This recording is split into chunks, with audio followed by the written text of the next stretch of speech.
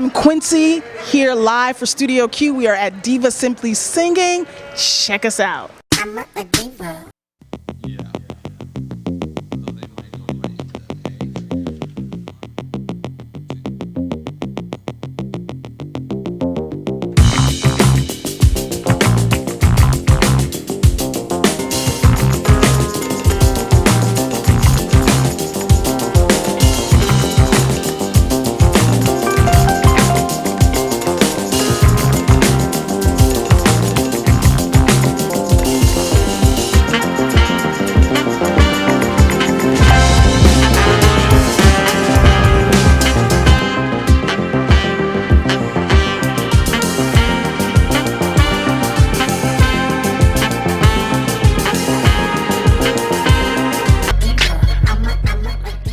Studio Q show. Now you know.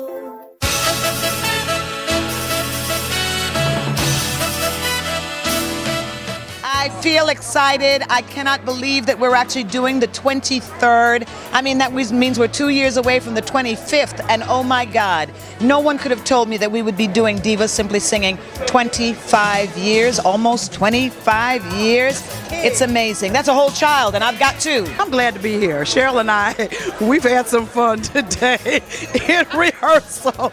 It's been great to see her and to know that she's continuing to do this and to help support everybody that needs help with HIV and AIDS and stuff, because unfortunately we still have to do this over 25 years later, and we're still having to do things like this. One day I hope we won't have to do this. There will be a cure, but in the meantime there are so many people that are living and thriving with HIV and AIDS. It has not stopped their lives. They've just had to shift, but it hasn't stopped them from living and thriving and being and doing whatever they want to do. So that's the blessing 25 years later. I told Sheryl anytime I'm in town I'll be here. I mean, just to be able to just show up and my presence be able to support such an important platform. I mean, AIDS has been an epidemic in our community, and the fact that how she started it, you know, the whole story with everyone that was in her theater company and, you know, how they passed, you know, it was a long time ago, but I mean, the fact that she's been doing this for 23 years, it speaks volumes for the fact that obviously she has a reach. I believe in Sheryl Lee Ralph and what she's doing for the community, for the industry, and for the world. So I had to be a part of this event. Although I'm not a diva, you know what I'm saying, I'm a divo. But we came to support and just be a part of something great. We had to connect with greatness in order to be great in the world. And let the world know that we're not just about singing, we're really about singing for a cause. And this is a great cause. I met Sheryl 2 years ago at Sherry Shepherd's wedding. And she was telling me about this event, but I had no idea it was this big. I mean, 23 years, I mean, just absolutely incredible. So it feels so good that 2 years later it's coming around and I'm able to be a part of it. It's an event that I've heard about for many, many years, and it's wonderful, and it's something that we have to continue to do. So I was just thrilled that the opportunity presented itself, that I was not in New York and that I was here and that I could actually be here.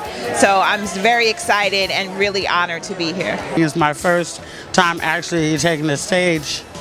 I've been in the audience for a couple of years, but actually to be invited by Sheryl Lee this year personally was a wonderful thing. I'm excited to be here.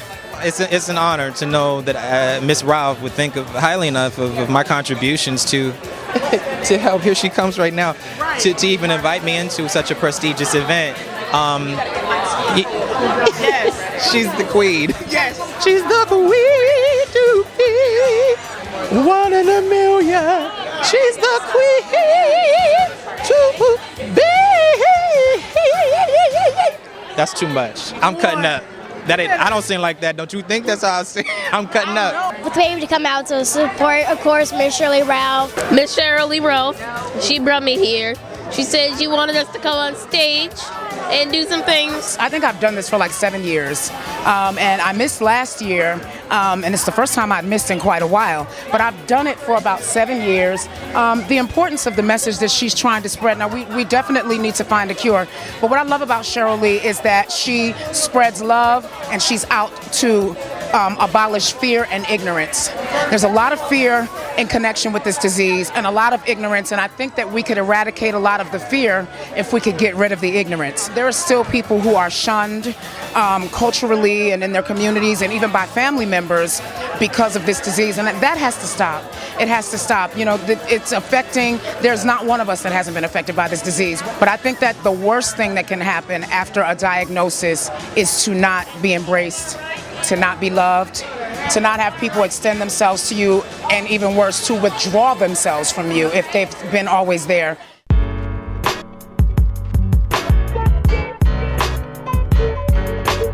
My cousin Ronnie had AIDS, and he was had so much shame attached to it.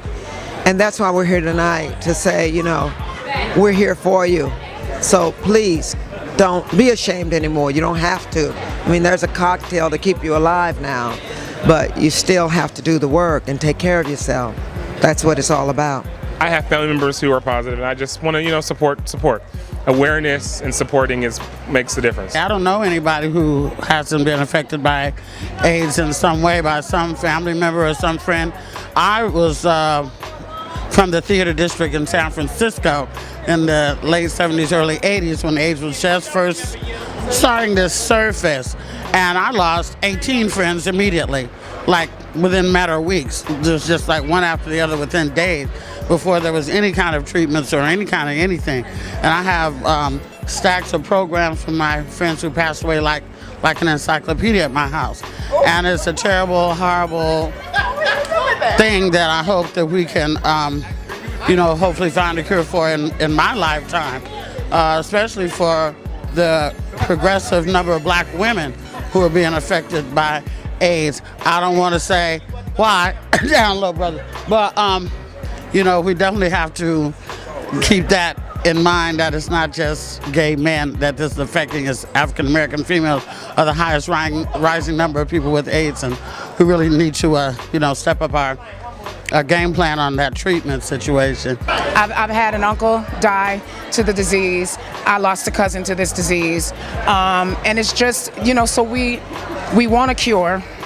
But until there's a cure, we really need to abolish the fear and abolish the ignorance. I come from the Broadway community, and I've actually lost several of my colleagues and very dear friends to the disease. And so for me, you know, it's a heartfelt moment, and I want to be able to be here to give back in every way that I can. I actually have a very close friend of mine who has HIV, and you know, right now she does not have AIDS, she does have HIV, but I see the medication that she has to take on a daily basis, and I see what it does to her, so it has affected me. Not me personally, but you know, we see it touch our community all the time. So it's very important that we not only just be a part of us and our family, but about our community as a you know, African American people, that we can kind of just be a part of the solution. I mean, I've had like people that I grew up with. My grandmother raised a lot of foster children, so I mean, I do know a couple of them that I've heard later on died from AIDS, you know, whether it be from drug addiction or what have you. But you know, not so much directly, but I mean, I used to sing at funerals and stuff, so certain things for me, you know, then later on realizing, oh, that's how they died at a young age. These things have certainly affected me, but not so much right within my immediate family, you know. But I mean, it's real either way, even if it's a friend of mine, you know, that has had a, you know, I'm very much aware that it's important for me to be here. That's why I'm here. I'm from Washington, D.C., and we know that the AIDS rate in the city is so high. I do believe that among the new statistics, African American women are the highest cases of folks who are diagnosed with the disease. So having friends in the area who are personally affected, just knowing that people from my city are suffering from the disease, it does touch me in a very personal way. My eldest brother succumbed to HIV and AIDS about 15 years ago, so I thought it would be good to bring something, a contribution to such a good cause, to bring more awareness to HIV and AIDS. We're in 2000, almost 14. We should have a cure by now. So what's going on?